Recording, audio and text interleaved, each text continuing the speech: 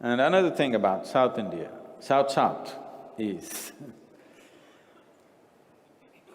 there is a history behind this. The first Aryan invasions happened somewhere between 8,500 to 9,000 years ago. That is when people started coming from across Himalayas to Indian subcontinent. When they came here, this was paradise for them because climate is good, no extremities, rich land, great rivers, no snow, no excess of desert or snow or this, that, nothing. Everything is like this, temperature variation is within 8 to 15 degrees maximum. Everything comfortable, land is rich, water, lot of wildlife. So when they came and saw this place, it was the place, and above all, gold. Gold was like everything. Gold was like simply everywhere. You will see, not that long ago, even in recent times, something like 1500 years ago, travelers who came from outside report, gold and diamonds were sold, gold nuggets and diamonds were sold on the street side without any security, without anything, which could not be done anywhere else in the world, because it was so abundant. That is what fired all the European expeditions, all the Columbuses, Vasco da Gamas took off because they heard about the gold and they tasted the spice. With the tongue hanging out, they wanted to find India, because the spice. Has it gotten you? Those who come from outside the country in the last 4 days, has the spice gotten you? Because you need to understand this. The European culture had never tasted anything spicy in their life. They just ate everything salted, that's all. No spice at all. They've never seen it, they've never known it. First time when you taste spice, life explodes into a different dimension of experience. And the Western Ghats were known as the spice mountains because spice just grew wild, even today.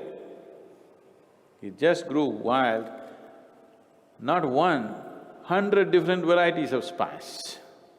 So spice and gold, gold spice, you heard that. So the gold was one thing, and another thing was these were settled communities. They had built cities at that time.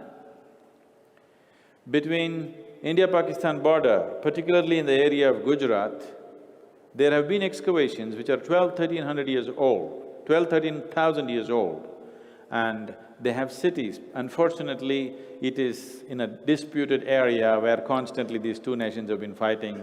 Not much excavation has happened. Very little has happened.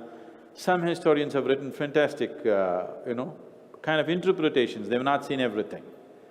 The iconographic proof, which is very much established in the British Natural History Museum, says there were properly manufactured coins with the image of Shiva, which are 12,000 years old, in a yogic posture, sitting like this.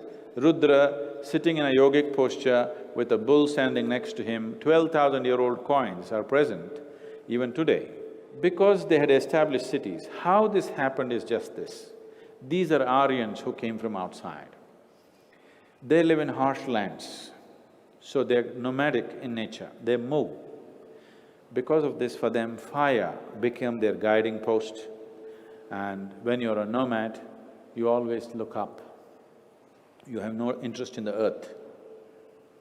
They always looked up for their hopes, for their fears, for their anxieties, for their future, for guidance, everything they looked up. You need to understand this. All the world religions have happened because of this.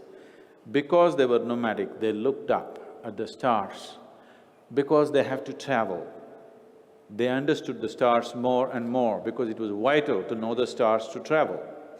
Because these people here in the indigenous people of India looked at the earth, because of that, thousands of years ago they developed agriculture. They never bothered to look up. They did not know anything about navigation. They did not know how to travel the seas.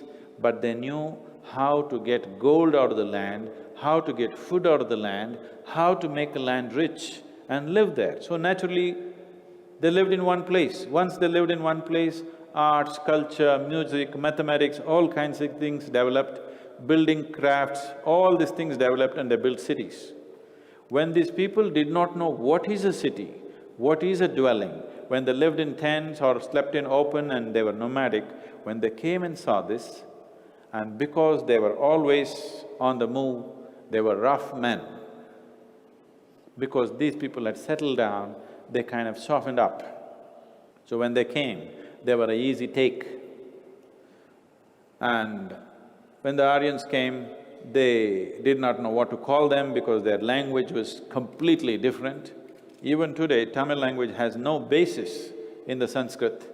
Almost every other language, from here across to Europe, everything has basis in Sanskrit language. But Tamil is one language which has no Sanskrit base because it was an indigenous process. And gradually, as the Aryan hordes came from the north, initially just as like bandits, later on as settlers, later on as conquerors, gradually, step by step, in the next 2,000 to 3,000 years, this happened. When this happened, gradually they pushed these people down, pushed these people down. Even in Mahabharata, there are many incidents where how they want to, completely take off the Rakshasa culture from there. They call them the Rakshasas. Rakshasa was not a negative word at that time, it's only later, in connotation it became negative. They pushed them south and pushed them south. You will see this if you just look at the people.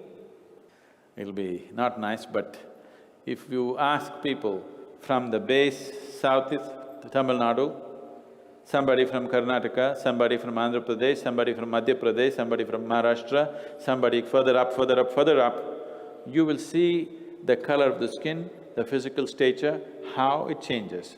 Because this is how people were, the two cultures met, intermingled, and this became one way. The really up north looked different, and even today it looks different.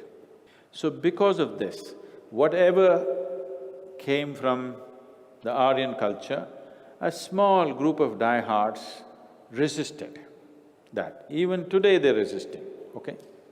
Even today, all the political parties in Tamil Nadu have to have the affix that it's Dravidian.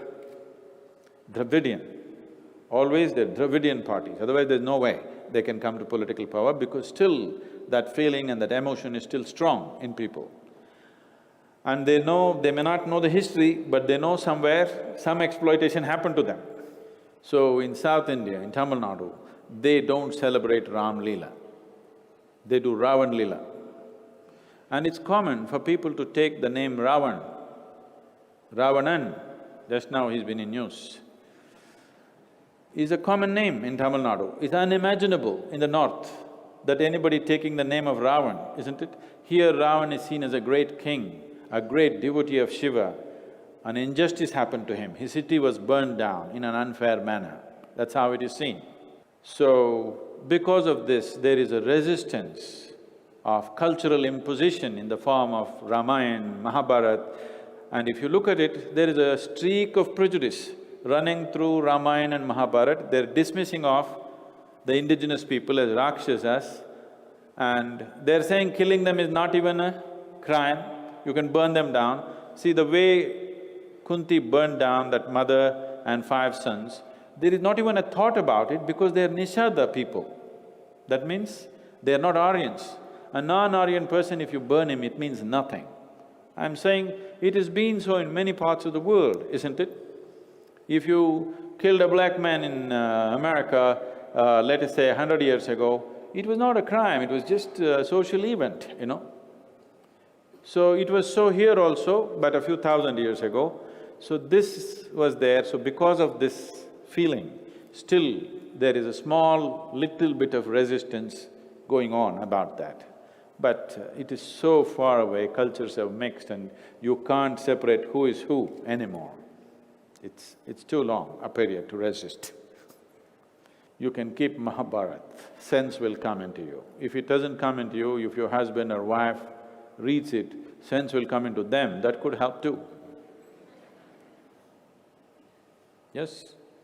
See, keeping people ignorant is not a solution. If people who live with you know all aspects of life and still they choose to live with you, it's easier to live with them, I'm telling you. People are living with you because they have some silly ideas about you, which you can never fulfill. Yes, they have some silly ideas about you, it is impossible to fulfill those expectations, you will be in constant trouble. Trouble does not mean something wrong has to happen, nothing right happen in your life, that is the worst trouble. Nothing happened, right or wrong, nothing happened. You avoided life, that is the worst thing that you can happen to a human being. Let something happen, that's Mahabharat.